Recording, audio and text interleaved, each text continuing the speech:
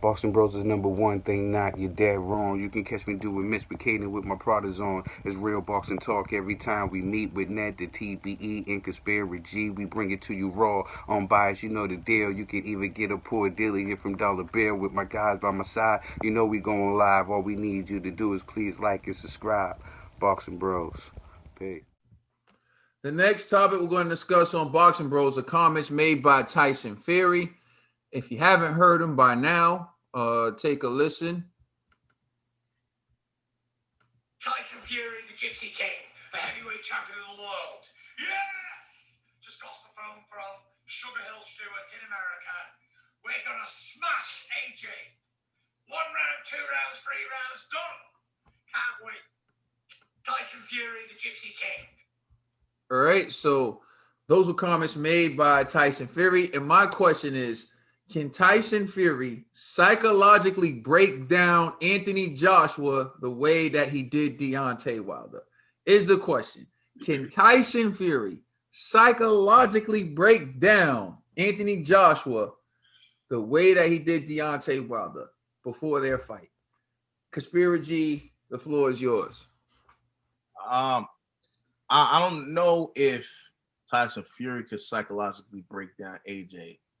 However, the moment, the magnitude of the fight may break down AJ psychologically. Here's why. And I need y'all to walk with me. I don't have evidence, but I have some supporting factors, right? When he went to Madison Square Garden to fight Andy Ruiz in the first fight, right? I like to believe that AJ had a panic attack, right? And then I remember before that fight, they were talking about how AJ hired Navy SEAL experts, sports psychologists, and all of that because he was saying training camps are just getting harder and harder. He also said, literally right before the fight, he literally said, yo, I have a game plan for Ruiz, but what happens if he hits me with a big shot? So I think that all played into AJ's mind going into that first fight, and his nightmare became his reality, right? So what I think is with AJ, when he goes into fights, he is extremely nervous. I remember they said something like, what AJ said? He said something like he's a zombie before fights. You know what I mean?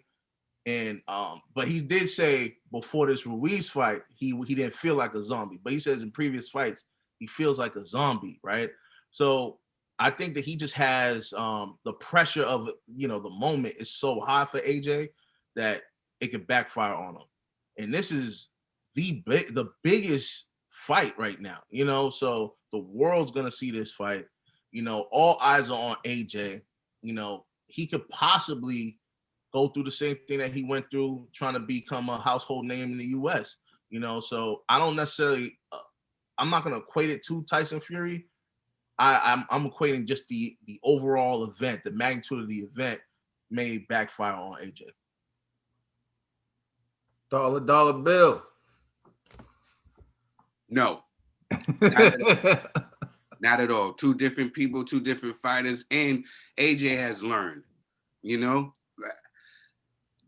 has learned. It's different. You know what I'm saying? AJ has been there before. He's been in big fights before. He's been in a situation where, he felt like he was at the mountaintop and he accomplished certain things. And then he went through that stunt with Andy Ruiz, and he learned from that. This is a whole different AJ now. It's a different ball game now. AJ knows what he got to do in that ring against the Tyson Fury. I think AJ is very confident in this fight and in his abilities. The psychological mind games that Tyson Fury is thinking on playing with AJ, I don't think is going to work. This is a whole new and improved AJ. Like you even mentioned, he got with a whole different team now. This is a different team he got with him now. He was just him and his trainer. Now he got a whole different team who can see different things. He got the therapist in there that's helping him out.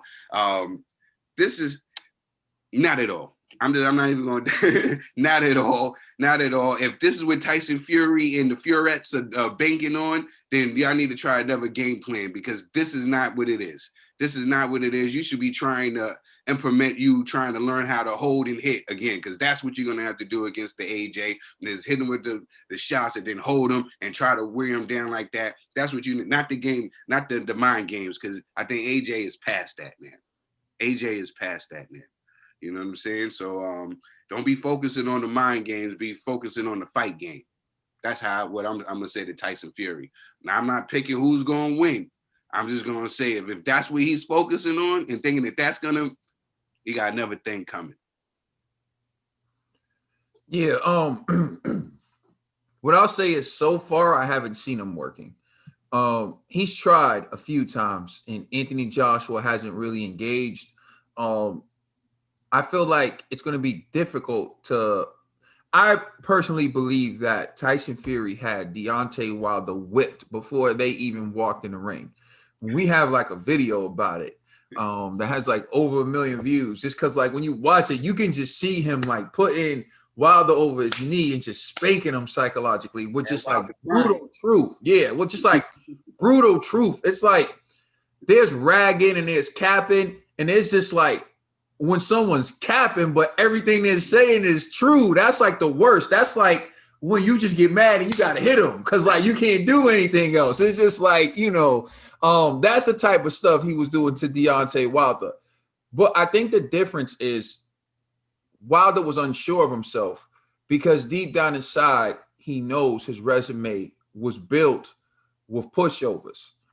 And Anthony Joshua knows that he's beaten quality opponents.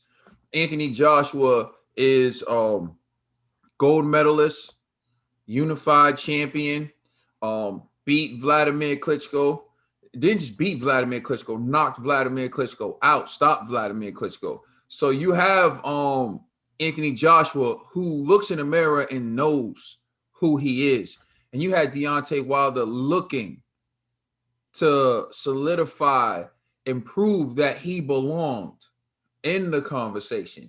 And so I think when Fury got a hold of him, Fury brought those demons to the forefront with Deontay Wilder. Like Fury really brought those demons out. Like, bro, you ain't beat nobody. You beat a bunch of bums.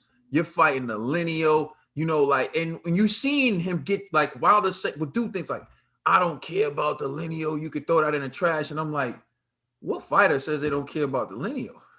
Like that, what are you here for? To be the man that beat the man, right? If you don't care about that, then why are you in the sport? Like, so I don't care about the lineal.